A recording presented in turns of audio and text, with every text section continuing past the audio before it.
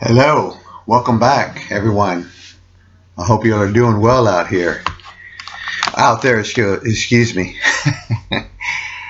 Anyway, this is another one of those parts of my series that I call Music Update. So this is Music Update number 4. So let me give a little intro what I do in these music updates. In case you're new and you just clicked on this video, I thank you very much and appreciate it. In these music update videos, I sometimes may do unboxing, package something that I got, share a quick review about a release of an album or my thoughts about records, music, and sometimes just mix it together and show some recent CD pickups, cassettes, or vinyl pickups. So I was off today. But before I get into that, let me do a quick packaging of something that I came in the mail over the weekend that I've been saving for this video to make. So this came from Amazon, or was it? No, it was eBay purchase. I picked up, yes, The Quest.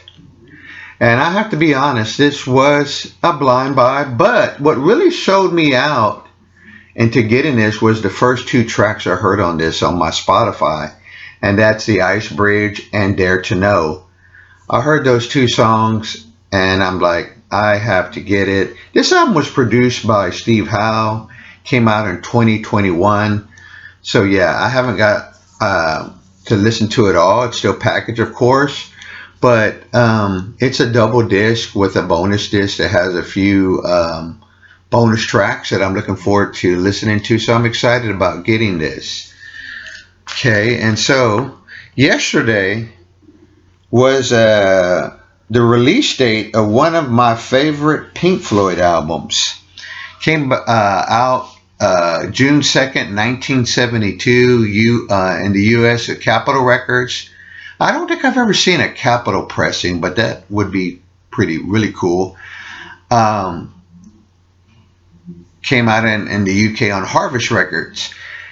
Now, if we were to talk about favorite record labels, Harvest Records, the label itself has always been one of my favorite labels, and it's because of Pink Floyd.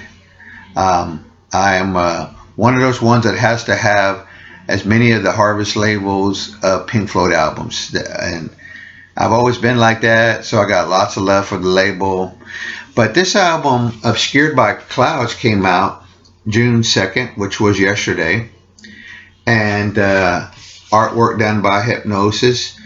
But I simply love this album.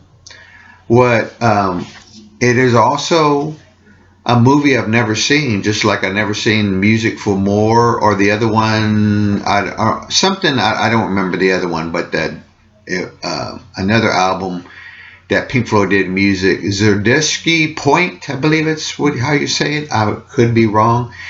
Never seen these films, but I need to watch them, and they're probably on one of these streams, and I just need to type it in there.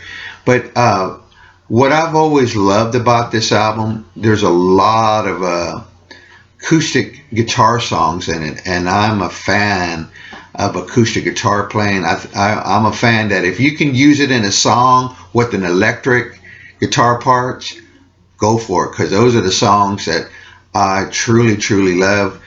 Especially the song Free For. We all know that, which I remember hearing that song as a kid on the AM radio station. Long time ago. I love the instrumentals. I love the way that it begins with the instrumental Obscured by Clouds, which is, you get a vibe of this album. Some of it has some what will become later on like pre-Dark Side of the Moon. There's some things on here that kind of, well, they do not creep over, but they do go, excuse me, they're not creep over, but they do carry over. That's what I'm looking for, carry over to the Dark Side of the Moon. And I love Stay. I don't know if that was a single or not from this album. I love Richard Wright's vocal on that song. It's one of my favorite songs on the whole album.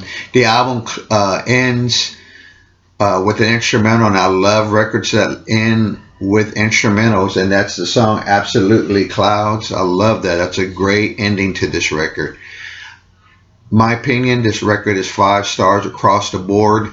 I feel like it's underrated. It's one of their strongest records in their catalog. 1972, one of Pink Floyd's gems came out, June 2nd. Okay, so as I was mentioning, a couple of things I want to, before I get into what I'm going to talk about next, is that me and my wife have been rearranging music room / the work room. So it's like half and half. All the media is on one side, my turntables, all that's out, and the other side of the room is the work room. So it's looking well. I like the flow of it. I'm a person that if there's no flow in a room or something, I don't know. Maybe it's what do you call that? I don't know. I forget what the words are. Maybe I don't know what you call. I know there's a word for it, and I'm going blank here. I guess it's my pet peeve, I guess, or something. But anyway, so it's still under work. We're still doing some things. I went through a huge, pretty big size CD purge. I just got rid of things that I wasn't really listening to. I got some things that were really cheap, and I might have listened to them once and noticed, hey, you never did play that again. Long story short, I was off today, had a doctor's appointment. So I went to my favorite record store and I traded half a box of CDs. I liked the store credit they gave me for them. I was happy about it. The rest I gave up and just say, hey, put that in your free bin, or you guys here at the record store can call dibs on it or whatever. But I picked up 2 really good records that I was happy about getting. One of them is this guitar player that I've been getting into. He played on the album Places by John Gerbeck. The album Places that I showed in one of my videos, where I bought 20 records for $1. I found a Bill Connors, I think this is his first album on ECM. The album is Theme to the Guardian. Came out in 1975. He's an American jazz guitar player. He was also a member of Return to Forever. That's really, really cool. But like I said, he plays on the album Places. He's does some excellent acoustic guitar playing. And this album right here, he does a lot of some complex type music things in the tracks here. Here's the back side of it. I'm looking to try to get a copy of the album after this called Pyramids. It sounds interesting. 1974. I believe this was recorded maybe in Germany. But yeah, ECM. This is a real good record. Folks, check out this guitar player. I don't think you'll be disappointed. My other one was another one for the Zappa collection. I was really, really happy about finding this, and I love this record. I used to have it on CD. It's I don't know if I'm saying this right. Waka Jaka. I'm taking a guess at it. Frank Zappa. It's also known as Waka Jaka Hot Rats. See the handle, Hot Rats.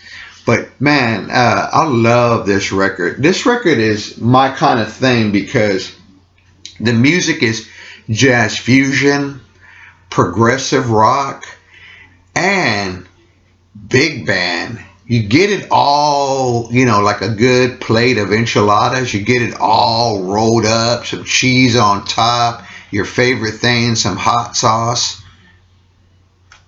This is that album right here for me. It's good music. What do you call it? Music food. I just love this record from beginning to end. Produced by Frank Zappa. Happy to have it.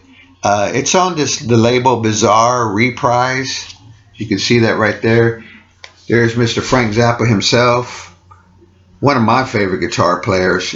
I don't have it anymore, but I used to have this book called The Guitar Handbook, and he's mentioned in it. I love that book. I need to see about getting it. I think it's still in print, and they keep what do you call it, revising it. So yeah. Just to talk about this album, came out in 1972. Big Swifty, the track on side one. I love those complex time signature changes. That's what you get. I love that about Zappa music. You don't know where it's going to go, but it makes sense that it's where it's going. Um, it just might be a one-shot deal. I love that. When I had this on CD, I had that song a lot on repeat. Really, really good. And it ends with that big piece of music that's just straight up big band. I love it. Wonka Jonka, which is about 11 minutes and 18 seconds. This is really a good record. I don't know if it's underrated. With me, it's a favorite. I love this album from beginning to end, and I was so glad to find a copy at my favorite record store. So yeah, I took in those CDs and got some. I like what they gave me in trade. I came home with 2 good records. So anyway, oh, and I got 2 more things that I forgot to show too. Let me just get into it. I picked up also, I don't remember when, last month. Yeah, maybe last month. I picked up a couple of new CDs that were store credit that I had, and I applied it to these 2. Yes, 90125 with the bonus tracks, and Pink Floyd Animal with the 2018 remix. My thoughts on it, I loved it. Yeah, they might have taken some things out that I heard in the mix missing, but CD wise, I love it. It's a good sound. I know it had me really intrigued. I'd have to do more of a deeper dig into, but I love the way dogs sounded on here and sheep. And so yeah, I was really happy to have this. I was going to try to get this on vinyl, but it was really pricey for me. So I'm glad I had the store credit. It's the music. That's all I can say. It's the music. Now this one right here comes with some really good bonus tracks. Not into the extended remix or the Capella version of Leave It and the extended remix of Owner of the Lonely Heart, but it's all right. But I really like the 2 tracks, Make It Easy and It's Over. Those are really, really good songs. So happy to have 90125. I do plan to get one of those, that version that's out that just came out. I think it just got released about the 75th anniversary. I'll try to get me a copy of that because I'm a big fan of that album. I had an opportunity to almost go see Yes on the Big Generator tour, but again, could never find someone to cover my shift, so I missed out. That's just the way it goes. But anyway, folks, that's it for music update number 4. Please, if you enjoy what I do on this channel, hit the subscribe button. Like they say, it doesn't cost anything. Hit the thumbs up, leave me a comment, and I'll see you on the next video, and have a great upcoming week.